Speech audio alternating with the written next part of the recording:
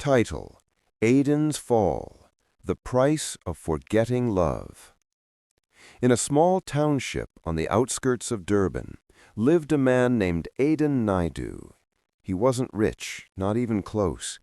He worked small jobs here and there, fixing gates, guarding warehouses, helping neighbors with heavy lifting, anything that could put food on the table.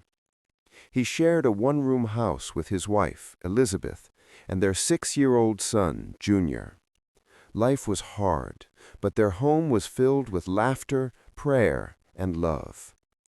Every morning before the sun rose, Aiden would jog for 2 kilometers. He said it helped him clear his mind. He'd come home sweaty but smiling, ready to face another day of struggle. Elizabeth used to tease him, "You're running from poverty, my love," and Aiden would laugh. "Maybe one day poverty will get tired of chasing me." The day everything changed. One misty morning, Aiden laced up his old sneakers and started his daily jog. The streets were quiet, the air cool, the sound of his feet rhythmic against the tar.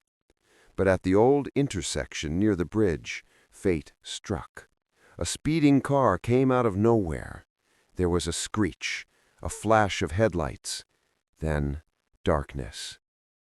When Aiden opened his eyes, he was lying on the cold ground.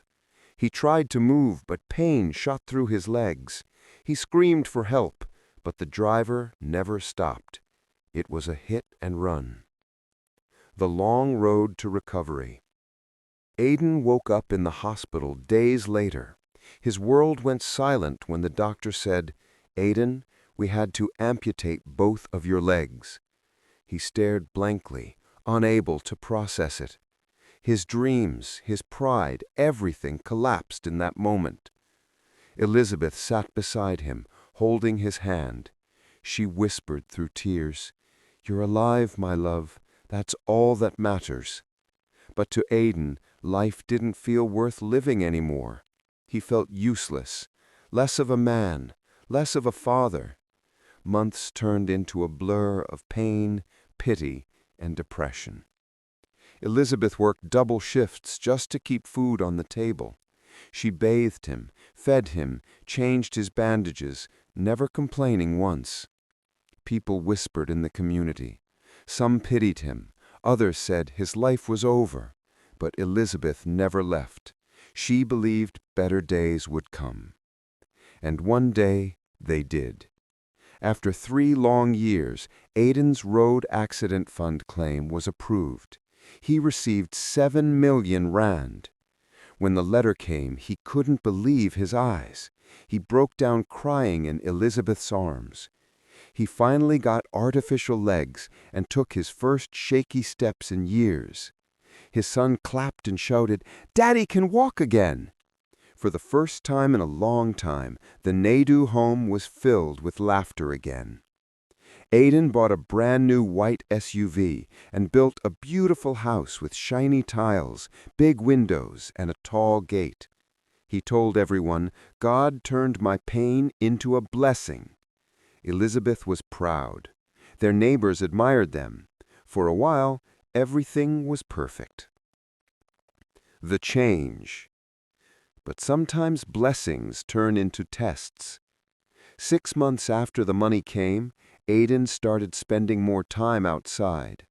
At first it was small things, beers with friends, meetings that ran late. Then came the lies, the perfume that wasn't Elizabeth's, the nights he didn't come home. Elizabeth noticed. She tried to talk to him. "Aiden, what's happening to you? You're never here anymore." He brushed her off. "Don't start, Lizzie. I just need space, okay?" But the more she tried to hold on, the farther he drifted away.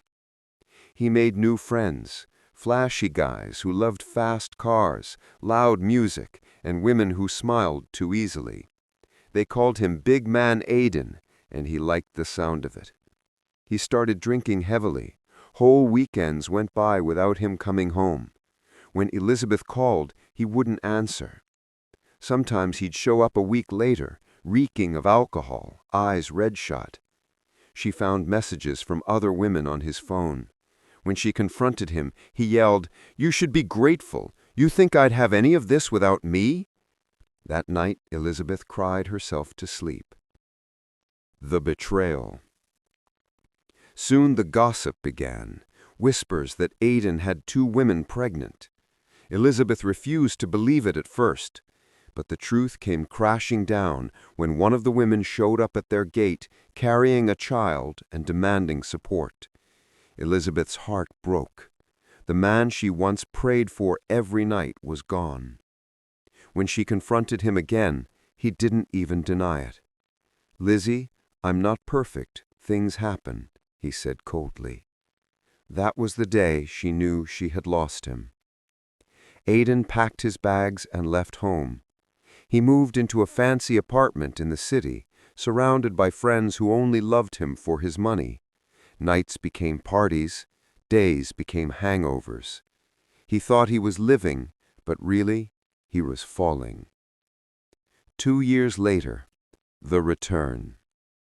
Money doesn't last forever, and when it's spent recklessly, it disappears even faster. After 2 years, Aidan had nothing left. The cars were gone, the friends were gone.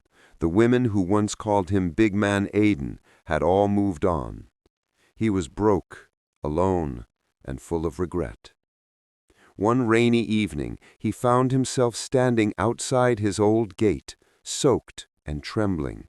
The house looked the same, only colder. He knocked softly. Elizabeth opened the door, shocked to see him. His once expensive clothes were faded, his eyes sunken, his artificial legs barely holding up. He looked at her and said in a broken voice, "Lizzie, I've lost everything. I'm sorry. Please take me back." Elizabeth stared at him for a long moment. "Aidan, I stood by you when you had nothing. I bathed you, fed you, prayed for you, and when God blessed you, you forgot who was by your side." Tears filled Aidan's eyes. "I know. Please, just give me one more chance." She shook her head slowly.